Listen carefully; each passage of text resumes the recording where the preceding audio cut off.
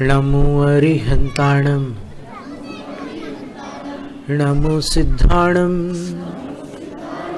नमो आयर्याणं नमो उवज्झायाणं नमो लोय सव्वसाहूणम् चत्तारि मङ्गलम् अरहन्त मङ्गलम्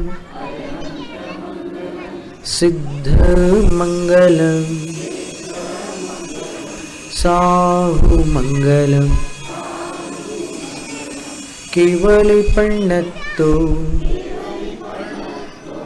धम्मो मङ्गलम् चत्तारि लोकोत्तमा अरहन्त लोकोत्तमा सिद्ध लोकोत्तमा साहु लोकोत्तमा केवलिपण्णत्तो धम्मो लोकोत्तमा चत्तारि शरणं पव्वज्जामि अरहन्त शरणं पव्वज्जामि सिद्ध शरणं पव्वज्जामि साहु शरणं पव्वज्जामि केवलिपण्णत्तो धम्मो शरणं पव्वज्जामि। तीन लोक और तीन काल के पांचों परमेष्ठियों को नमन। वर्तमान धर्म तीर्थ शासन नायक वर्धमान महावीर तीर्थंकर भगवान को प्रणाम। द्वादशांग जिनवाणी सरस्वती देवी माता को वंदन। पूर्व शताब्दी के धर्म धुरंधर आचार्य चारित्र चक्रवर्ती परम श्रद्धेय शांति सागर मुनिराज को नमोस्तु। दीक्षा शिक्षा गुरुवर आचार्य श्री विद्यासागर महाराज को नमोस्तु।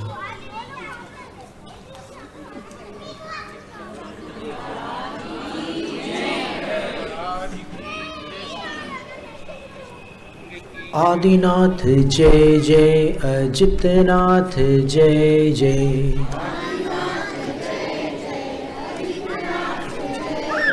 शंभुनाथ जय जय, अभिनंदन जय जय,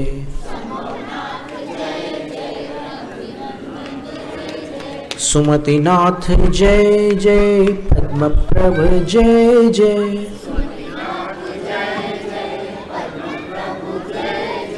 सुपार्श्वनाथ जय जय, चंद्रप्रभ जय जय,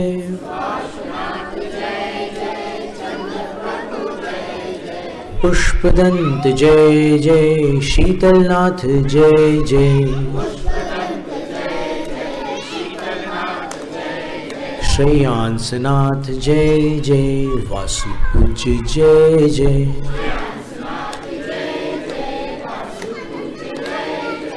विमलनाथ जय जय, अनंतनाथ जय जय,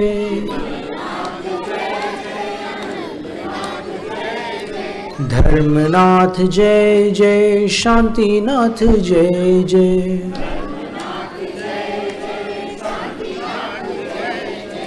कुंथनाथ जय जय, अरनाथ जय जय,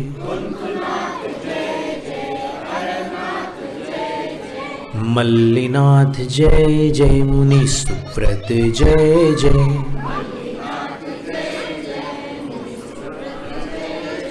नमीनाथ जय जय, नेमिनाथ जय जय,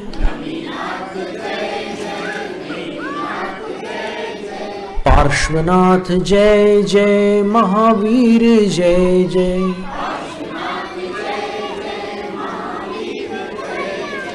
अरिहंत जय जय, श्री सिद्ध जय जय,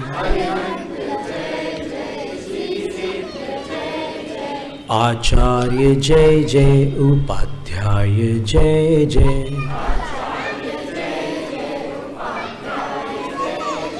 सर्व साधु जय जय, जिन धर्म जय जय, जिन चैत्य जय जय, चैत्यालय जय जय, जिन वाणी जय जय, सम्यक दर्शन जय जय,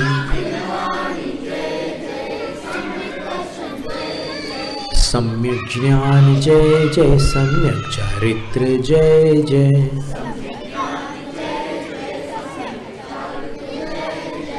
तीर्थ क्षेत्र जय जय, सिद्ध भूमि जय जय,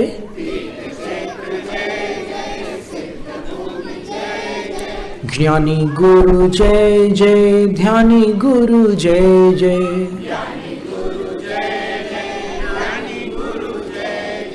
ज्ञानी गुरु जय जय, ध्यानी गुरु जय जय।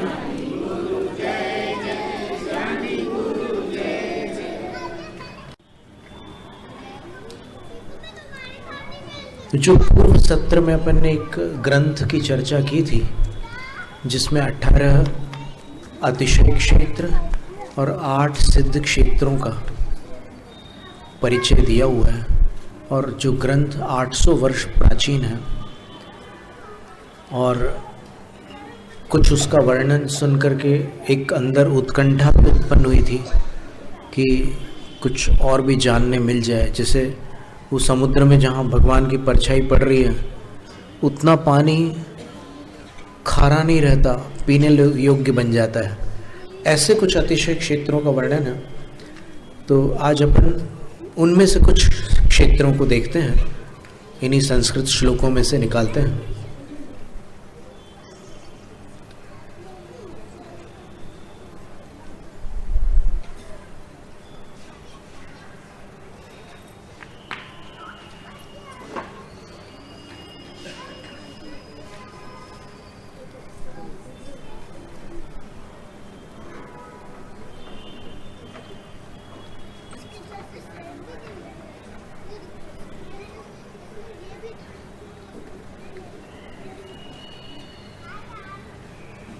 सबसे पहले पोदनपुर क्षेत्र का वर्णन है दूसरे काव्य में। पादांकुष्ठ नख प्रभा सुभविना माँ भांति पश्चात भवा, यस्यात्मीय भवा जिनस्य पुरतः स्वस्योपवास प्रमाह, अद्यापि प्रतिभाति पोदनपुरे यो वन्द्य वन्द्य स वै, देवो बाहुबली करोतु बलवत् दिग्वाससां शासनम्। जिनके पैर के अंगूठे की नख कांतियों में, यानी भगवान के चरणों के नख इतने सुंदर चमकीले हैं वहाँ पर उस प्रतिमा में कि भव्य जीवों को अपने आगे पीछे के अनेक भाव प्रतिभासित होते हैं। उनके नाखून को देखेंगे आप बाहुबली भगवान के, तो उसमें अपने को आगे पीछे के अपने जन्म दिखाई देते हैं, और जो इतर लोक जन के भी वंदनीय ऋषि मुनियों और देवादिकों के द्वारा वंदनीय है। अन्य संप्रदाय वाले भी पोदनपुर वाले बाहुबली भगवान की वंदना करते हैं, ऋषि मुनि भी वंदना करते हैं और देव आदिक भी वंदना करते हैं। तथा आज भी पोदनपुर में शोभित है वह बाहुबली स्वामी दिगंबर शासन को प्रवृद्ध करे, समृद्ध करे। बाहुबली भगवान से प्रार्थना की है कि आप दिगंबर धर्म को समृद्ध बनाएं। पोदनपुर में बाहुबली स्वामी की विशाल काय एवं प्रभावपूर्ण जिन प्रतिमा प्रतिष्ठित बतलाई जाती है, भरत चक्रवर्ती ने स्थापना की थी ऐसा सुना जाता है। जो इस ग्रंथ के रचयिता आचार्य अनंत कीर्ति के समय वहाँ विद्यमान थी और जिसके लिए उन्होंने अद्यापि प्रतिभाति पोदनपुरे यो वंद्य वंद्य सवै शब्दों का प्रयोग किया है, तथा जो दिगंबर मुद्रा में विराजमान थी और लोक में अपने प्रभाव द्वारा दिगंबर शासन की महत्ता को प्रकट करती हुई ख्याति को प्राप्त थी।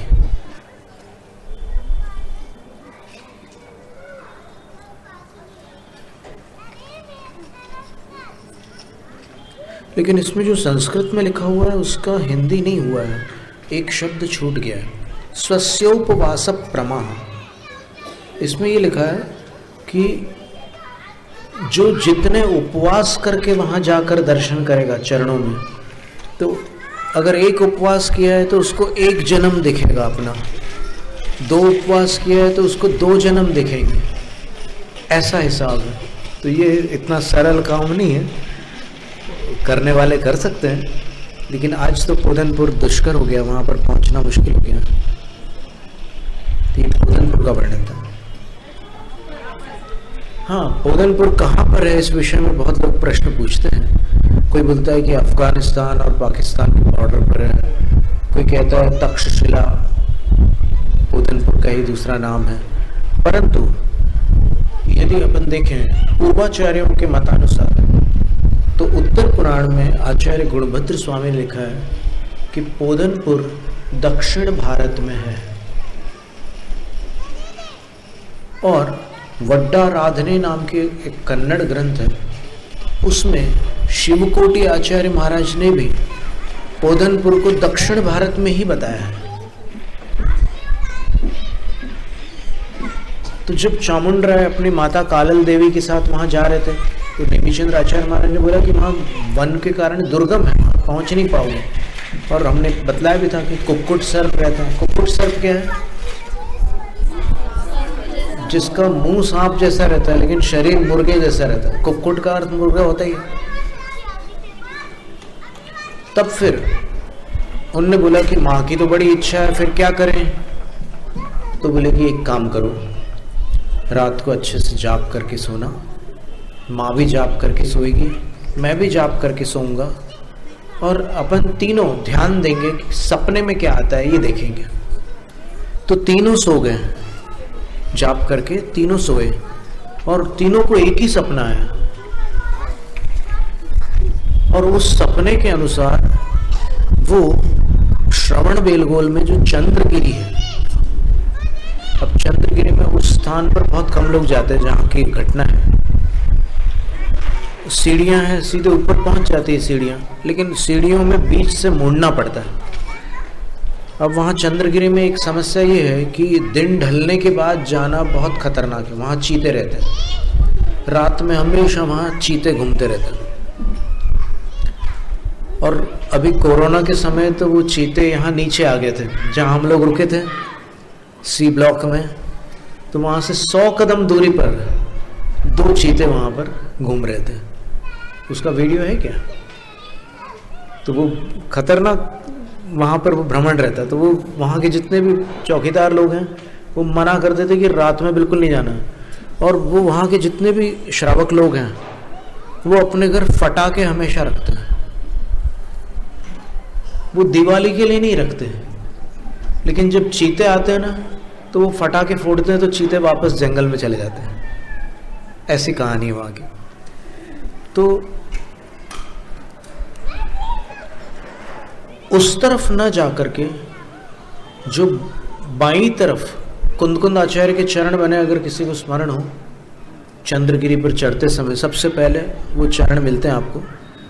तो इस दिशा में अगर बाईं तरफ आप निकल जाओ, ऐसे सीढ़ियाँ नहीं है वहाँ पर, सीढ़ियों से हटकर आपको जाना होगा रेलिंग पार करके, और आप जाएंगे कम से कम 200-300 कदम आगे चले जाएंगे तो फिर वहाँ आपको थोड़ा अंदर जाना पड़ेगा और पहाड़ की जो एक बड़ी चट्टान है उसके ऊपर आपको कुछ आकार प्रकार बने हुए दिखेंगे।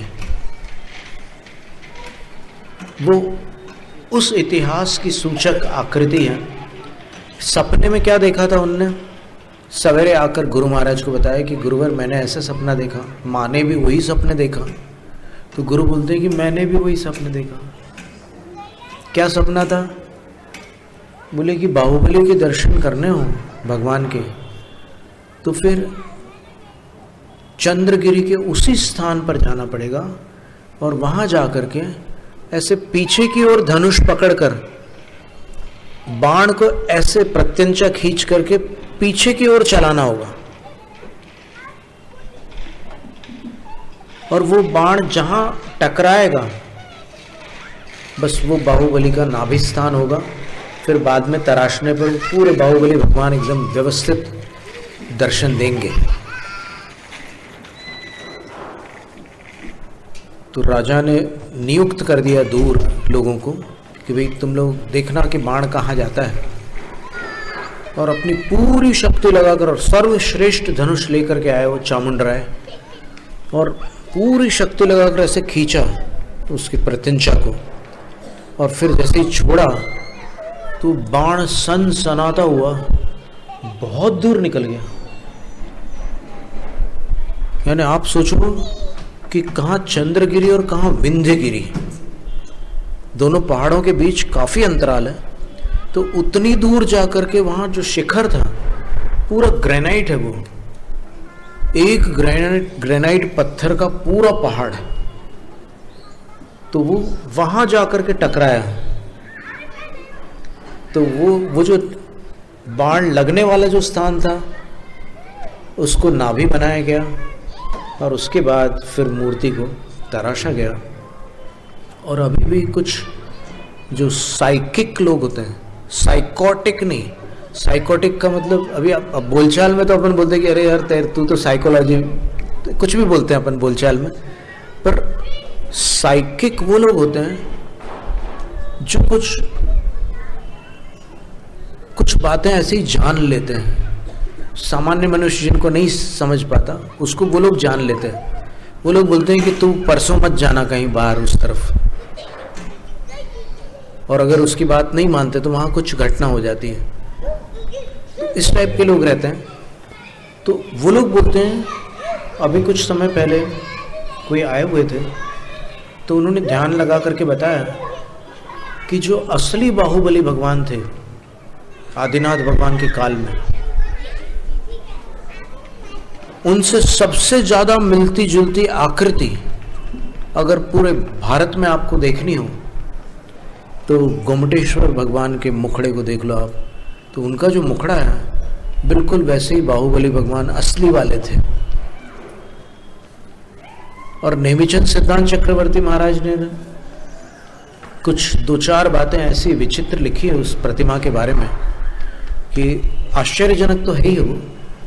उसमें उन्होंने एक बात तो ये लिखी है, भव्वावली लद्ध सुकप्प रुक्खम। आपने गोमटेश अष्टक सुना कभी?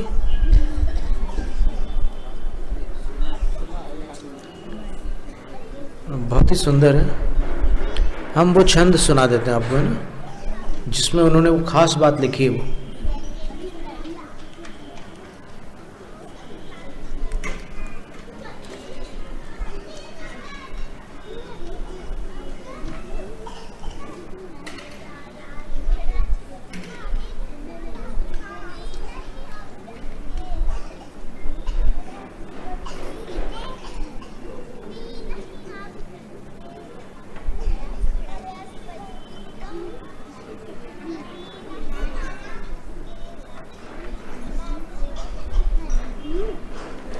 भगवान के सिर के ऊपर 64 भौंरियां हैं, यानी जो बाल के कर्ल्स होते हैं ना, अंग्रेजी में कर्ल्स बोलते हैं उसको। तो बाहुबली भगवान के सिर के ऊपर ऐसे 64 कर्ल्स बने हुए हैं, और प्रतिमा 57 फुट ऊंची प्रतिमा है।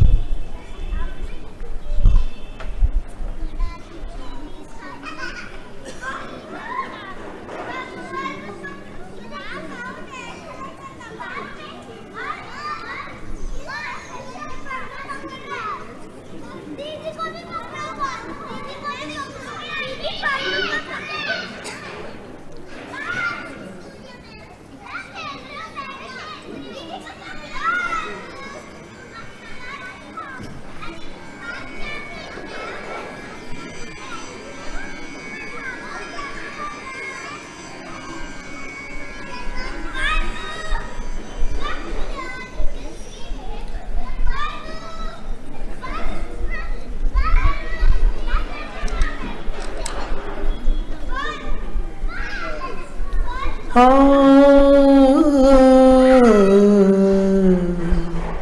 आ, आ,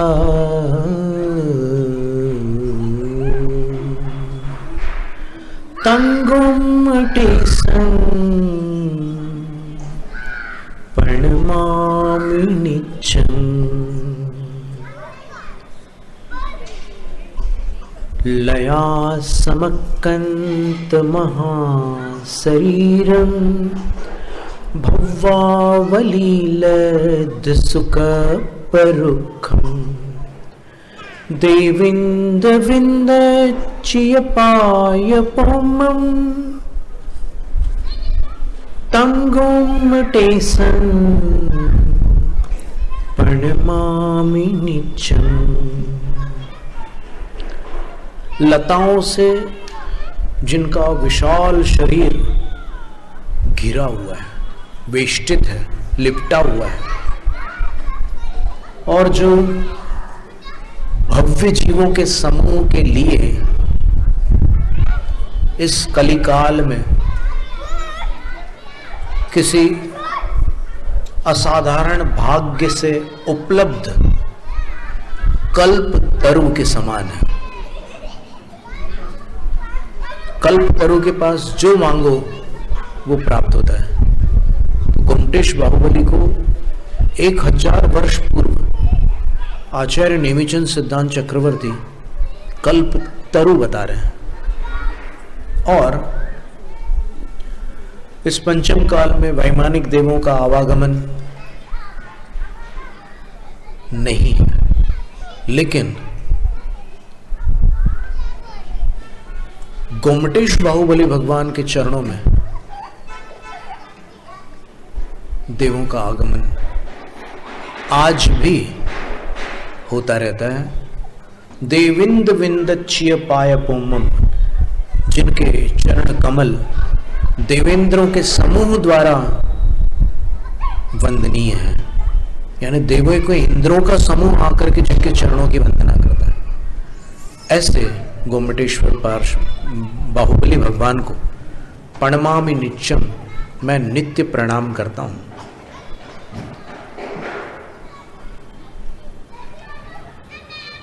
तो फिर ये घटना ऐसी हो गई कि उनको दर्शन पोदनपुर के तो नहीं मिले, लेकिन उनके निमित्त से गोमटेश्वर बाहुबली भगवान प्रकट हो गए, और 12 वर्षों में वो विशाल प्रतिमा बन करके तैयार हुई। और जब अंतिम चरण पर कार्य था, तब वो जो शिल्पकार थे उनका नाम अरिष्ट नेमी था। वहां के कन्नड़ भाषी लोग उनको नेमन्ना बोलते थे। अन्ना का अर्थ भाई होता है, अक्का का अर्थ बहन होता है, अम्मा का अर्थ माँ होता है, अज्जी का अर्थ दादी होता है, अज्जा का अर्थ दादा होता है। तो ये सब कन्नड़ की बातें हैं। योगसागर महाराज जी बहुत मस्त कन्नड़ का मंगलाचरण करते हैं।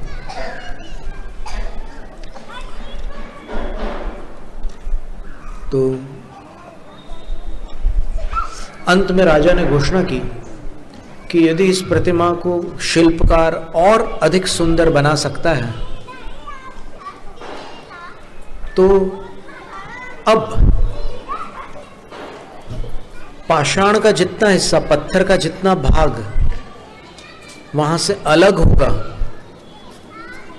उसके भार के बराबर मैं उसको स्वर्ण भेंट करूंगा।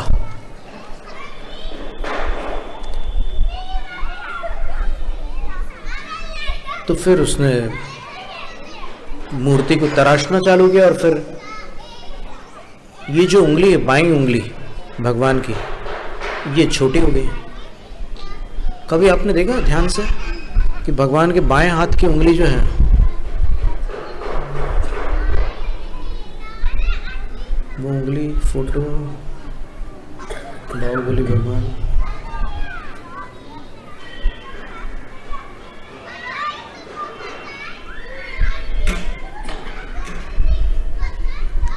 देखो हम आपको दिखा रहे हैं, अगर दिख जाए तो अच्छी बात है। ये बाएं हाथ की ये जो उंगली है तर्जनी, ये इतनी छोटी हो गई।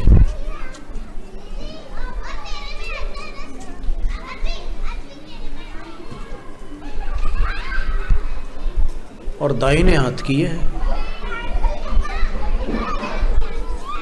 कितना अंतर है? दाहिने हाथ की यहां तक है और बाएं हाथ की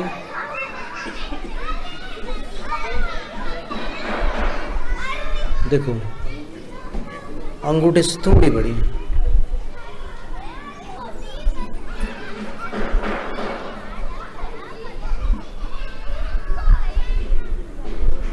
तो भगवान में निखार लाने का उसने प्रयास तो किया। तो राजा ने अपने वचनानुसार स्वर्ण भेंट किया, और जब स्वर्ण भेंट किया तो अभी तो भगवान की प्रतिष्ठा हुई नहीं थी, लेकिन फिर भी कुछ असाधारण घटनाएं प्रारंभ हो चुकी थी पहले से। तो उसने स्वर्ण ऐसे पकड़ करके अपने हाथ में उठाना चाहा, तो उसकी मुट्ठी बंद हो गई, किलित हो गई। माँ के पास समाचार गया। माँ ने आकर के पुत्र से कहा कि अरे लोभी, 12 वर्ष तूने निस्वार्थ भाव से, बड़ी सेवा भाव से तुमने ये सारा कार्य किया, और अब तेरे मन में लालच आ गया। तुझे इसकी उसी का दंड मिला है ये, कि अब तेरी मुट्ठी खुल नहीं रही है, अब रख ले सोना। एक पुत्र वो है जो अपनी मां को बाहुबली के दर्शन कराने के लिए सोना लुटा रहा है, और एक तू है जो सोना लूटने के लिए भगवान को घटा रहा है। तेरी दुर्बुद्धि को धिक्कार हो। जब मां की फटकार पुत्र को मिली तब वो आंसू आ गए उसको, और उसने भगवान के सामने कहा कि भगवान मुझे कुछ नहीं चाहिए, बस मैं क्षमा चाहता हूं, और अब मेरा प्रायश्चित ये है कि संपूर्ण पर्वत पर कहीं भी मेरा नाम नहीं होगा।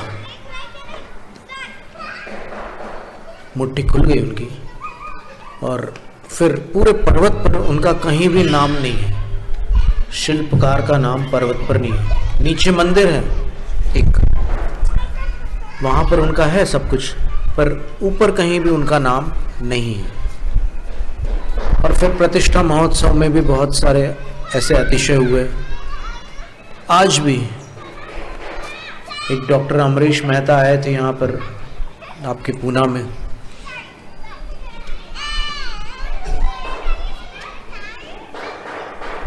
चतुर्मास के समय आए थे। तो उनके पास ऐसे यंत्र थे, 2 यंत्र थे उनके पास। तो एक यंत्र से तो वो आपको बैठा लेंगे और फिर आपके शरीर में वो यंत्र घुमाएंगे।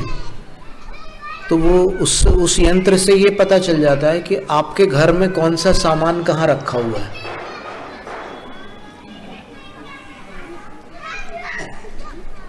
आपके शरीर की तरंगों से ये मालूम पड़ जाता है कि अलमारी किस तरफ है, और चूल्हा किस तरफ है, पलंग किस तरफ है, और अन्य वस्तुएं कहाँ कहाँ रखी है। वो सब यहीं से मालूम पड़ जाता है उस यंत्र से। और दूसरा एक यंत्र वो ये लेकर के आए थे कि अपने जो ऊर्जा केंद्र हैं वो स्वस्थ है या अस्वस्थ है, वो ऐसे रखते थे। उसमें ऐसे एंटेना जैसा था, और वो ऐसे करके घुमाते थे, तो कंप्यूटर के स्क्रीन पर एक उसमें नंबर आता था। वो नंबर उसमें डालते थे कंप्यूटर में, तो फिर वो कलर दिखाता था। कभी ग्रीन कलर, कभी येलो कलर, कभी ब्लू कलर, कभी वाइट कलर, कभी ब्लैक कलर, अलग अलग रंग दिखाता था। तो उससे पता चल जाता था कि आपके स्वास्थ्य की क्या दशा है, दुर्दशा है या फिर अच्छी दशा है, उसको उसमें पता चलता था। तो वो गोमटेश्वर गए और उन्होंने सोचा कि भाई हमारे पास एक से एक बढ़कर एक यंत्र है, आधुनिक यंत्र है। तो एक एनर्जी रीडर उनके पास था। तो बाहुबली भगवान का गंधोदक उसमें लगाया। उसमें क्या होता है एनर्जी रीडर में, जिसकी एनर्जी रीड करनी होती है, जिसकी शक्ति नापनी होती है, तो उसके शरीर का कुछ उस थोड़ा बहुत स्पर्श करके उसमें उसको लगाना पड़ता है। तो उन्होंने लगाया। कभी किसी के बाल लेकर के उस यंत्र में फिट कर देते हैं, तो वो यंत्र उस व्यक्ति की तरफ ऐसे ऐसे ऐसे स्पंदित होता है। तो उसकी आभा में जब तक वो यंत्र रहेगा तब तक वो हिलता रहेगा, और जैसे ही उसकी आभा के बाहर चला जाएगा तो वो यंत्र शांत पड़ जाता है, फिर उसमें हलचल ही नहीं होती। और सीजी रोड का जो महावीर जिनालय है अहमदाबाद में, वहाँ पर उन्होंने एक प्रयोग किया। भाई मंदिर जाने से क्या फायदा होता है, ये तो रूढ़िवाद है। लोग आज के आधुनिक लोग अलग अलग प्रकार की बातें सोचते हैं ना, कि अरे क्या मूर्ति रखी, तो मूर्ति से किसका क्या भला होता होगा, मूर्ति क्या बना सकती है, क्या बिगाड़ सकती है, ऐसे कई बातें आ जाती है लोगों के दिमाग में। तो उन्होंने सोचा कि चलो आज हम विज्ञान से प्रयोग करके देखते हैं कि मूर्ति से क्या होता है। फिर बाहुबली भगवान वाली बात हम फिर सुनाते हैं। ये बीच में एक बात बताते हैं कि यहाँ जितने भी सुनने वाले हैं उनको इसका महत्व समझ में आ जाए। एक दर्शनार्थी वहाँ पहुँचते हैं, तो अमरीश जी उनसे कहते हैं कि आप थोड़ी देर खड़े रहिए, मैं कुछ देखना चाहता हूँ। खड़े हो गया। उन्होंने उस यंत्र से देखा तो वो जो व्यक्ति आए थे दर्शन करने, उनका जो एनर्जी फील्ड था वो 1.5 मीटर्स था, 1.5 मीटर था। फिर उन्होंने बोला कि अब आप दर्शन करके आ जाइए और जो भी आपको करना है सब कर लीजिए, फिर बाद में फिर अपन मिलेंगे बाहर। तो मंदिर जा कर के उसने 3 परिक्रमा लगाई और उसके बाद फिर प्रणाम किया, पुंज चढ़ाया, वापस बाहर आया। बाहर आने के बाद उन्होंने फिर से नापा, तो वो जो एनर्जी फील्ड था 1.5 मीटर का, वो अब 3 मीटर हो गया।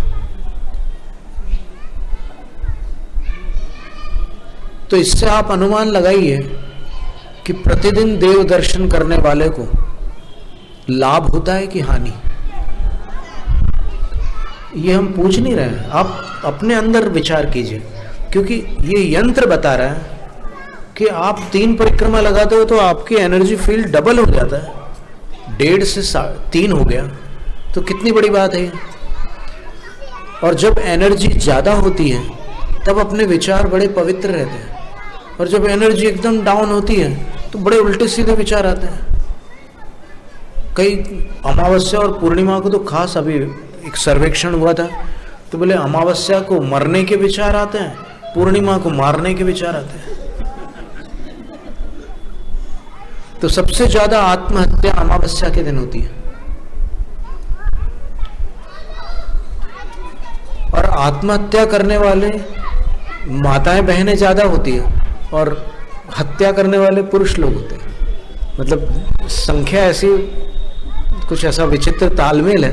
पूरे वर्ल्ड सर्वे, यूनिवर्सल सर्वे में ये बात आती है कि मर्डर्स जो होते हैं वो ज़्यादा पुरुष करते हैं, और सुसाइड जो होते हैं वो ज़्यादा माता बहनें करती हैं।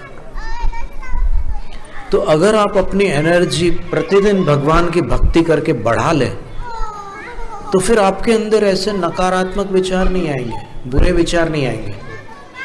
अब हम बाहुबली भगवान की बात करते हैं कि वही वैज्ञानिक गोमटेश्वर गए और वहां जाकर के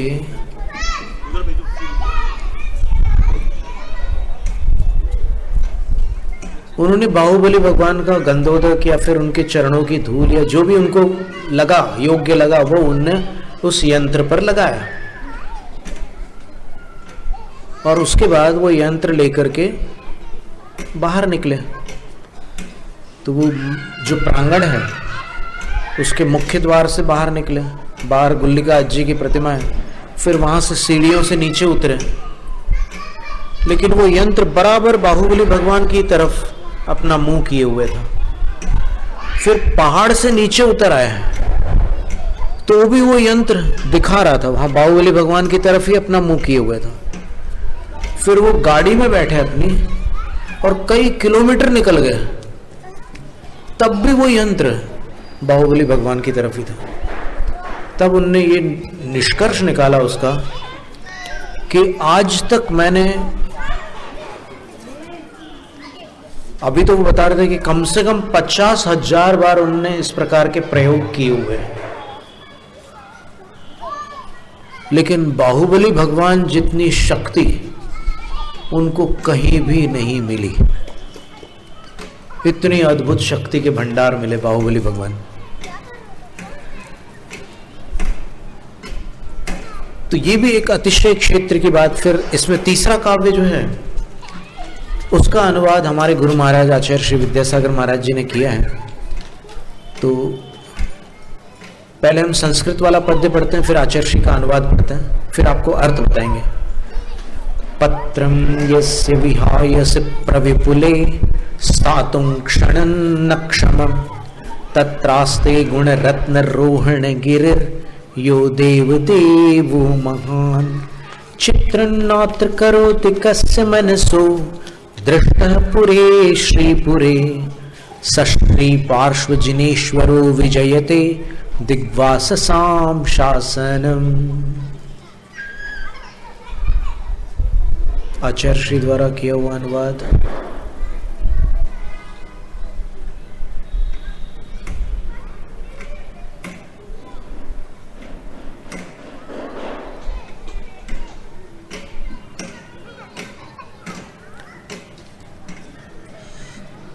पत्र टिके ना जहां धर में गुण रत्नों के गिरिवर हो कितना विस्मय किसे नहीं हो चलो देख लो शिरपुर को देवों के भी देव पार्श्व जिन अंतरिक्ष में शांत रहे युगों युगों तक दिगंबरों का जिन शासन जयवंत रहे।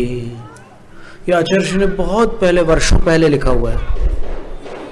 अभी तो चौमासा इस बार किया था उन्होंने पिछले वर्ष, पर ये 4 पंक्तियां आचार्य ने लिखी थी, इनका अर्थ इस ग्रंथ में दिया है। जिस बहुत ऊंचे आकाश में एक पत्ता भी क्षण भर के लिए ठहरने को समर्थ नहीं है, इतना बड़ा आकाश है, पर लेकिन आकाश में एक पत्ते को भी अगर अपन छोड़ दें तो वो एक क्षण के लिए भी रुकता नहीं, कहीं नीचे आ जाता है। उस आकाश में भगवान पार्श्व जिनेश्वर का गुण रत्न पर्वत रूपी भारी जिनबिंब स्थिर है। यानी अंतरिक्ष पार्श्वनाथ भगवान है, वहां पर वो बेदी को नहीं छू रहे हैं। ऐसे नीचे से कपड़ा निकालो पूरा इधर से उधर हो जाता है, वो ऊपर है। श्रीपुर नगर के वह पार्श्व जिनेश्वर दर्शन करने पर किसके मन को चकित नहीं कर देते, अर्थात जिसने एक भी बार उनका दर्शन किया है उसके भी मन को उनकी उक्त प्रकार की स्थिति पर आश्चर्य होता है कि ये हवा में कैसे है भगवान। श्रीपुर के वह पार्श्व जिनेश्वर दिगंबर शासन की लोक में विशिष्ट जय करते हुए वर्तमान रहे। श्रीपुर पार्श्वनाथ का अतिशय प्रसिद्ध, कहा जाता है कि वहां पार्श्वनाथ भगवान का जिनबिंब आकाश में इतने ऊंचे स्थिर रहता है कि उसके नीचे से एक सवार निकल सकता है। अभी तो वेदी पर है, लेकिन ये 800 वर्ष पुरानी बात है। एक सवार निकल जाता था, इसी अतिशय का प्रस्तुत पद्य में मुनि मदन कीर्ति ने उल्लेख किया है।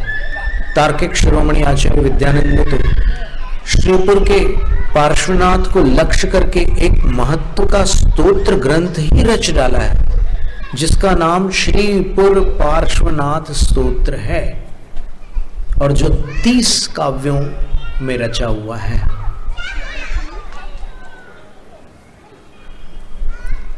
तो इस तरह आज अपन ने 2 क्षेत्रों की चर्चा की, एक पोधनपुर और एक श्रीपुर। और इस ग्रंथ में और भी ऐसे बहुत सारे, वो परछाई वाला जो काव्य है उसको अपन फिर देखते हैं बाद में। लेकिन अभी बच्चे यहाँ पर उपस्थित रहते हैं तो बच्चों को कहानियाँ बहुत पसंद होती है। तो आज तो आपको बाहुबली भगवान की कहानी बताई हमने। वो मुट्ठी में सोना पकड़ता है, क्या होता है फिर? मुट्ठी खुलती नहीं है, कीलित हो जाती है। फिर अभी कल एक प्रस्ताव आया था कि उपदेश के अंत में कुछ प्रश्नोत्तर हो जाएंगे, तो कोई तैयार कर रहे हैं क्या प्रश्नोत्तर? कोई लिख रहा है? ठीक है, तो फिर इनाम भी दिए जाएंगे, ऐसा भी कह रहे हैं, पुरस्कार भी मिलेगा। आहा, बच्चों की आंखें और सब खिल गए बिल्कुल। ठीक है,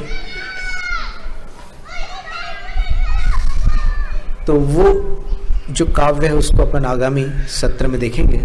और चूंकि अभी ये शनिवार और रविवार का समय निकट है, तो अपन कोई अच्छी सी कथा, जो शास्त्र में आई हुई कथा है, उसको अपन ले सकते हैं उन दिनों।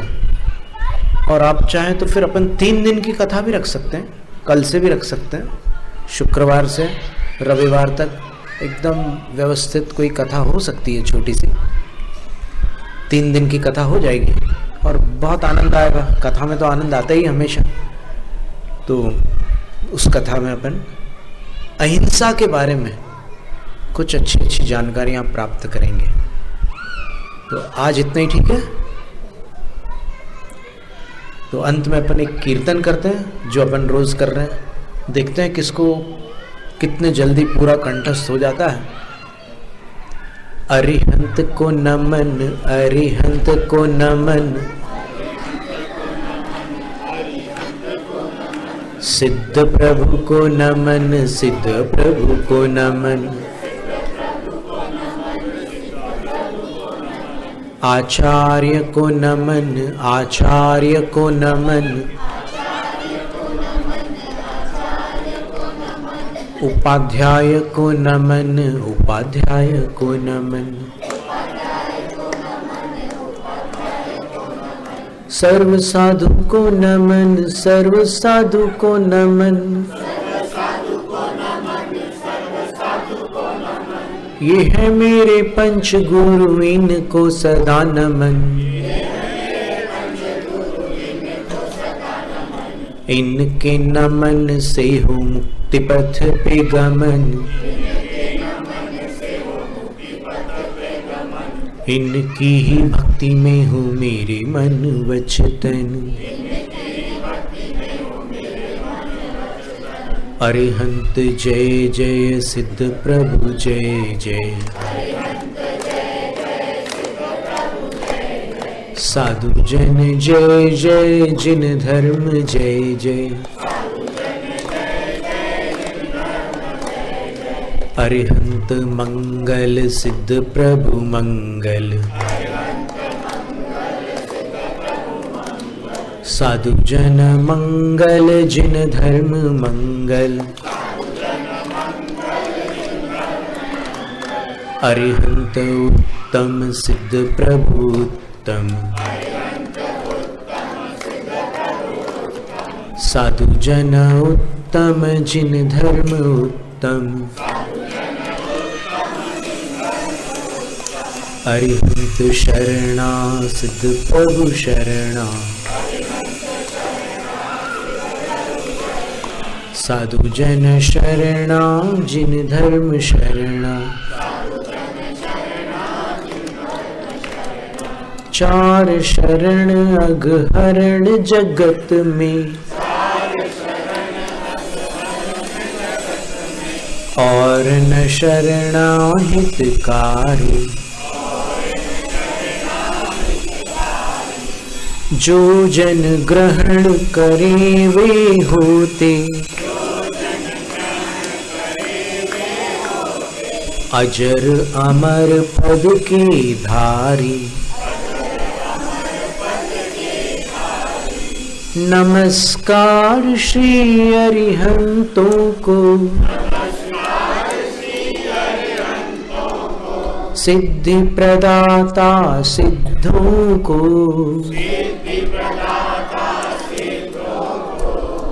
आचार्यों को उपाध्यायों को,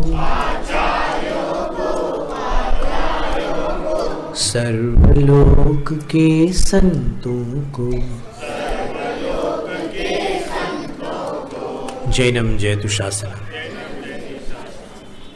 शास्त्र पठन में मेरे द्वारा यदि जो कहीं कहीं प्रमाद से कुछ अर्थ वाक्य पद मात्रा छूट गई, सरस्वती मेरी उस त्रुटि को कृपया क्षमा करें और मुझे कैवल्य धाम में मां विलंब धरे। वंचित फलदात्री चिंतामणि सदृश मात तेरा, वंदन करने वाले मुझको मिले पता मेरा। बोधि समाधि विशुद्ध भावना आत्म सिद्धि मुझको मिले, और मैं पा जाऊं मां मोक्ष महासुख को। नववर्ण मुक्कार मंत्र।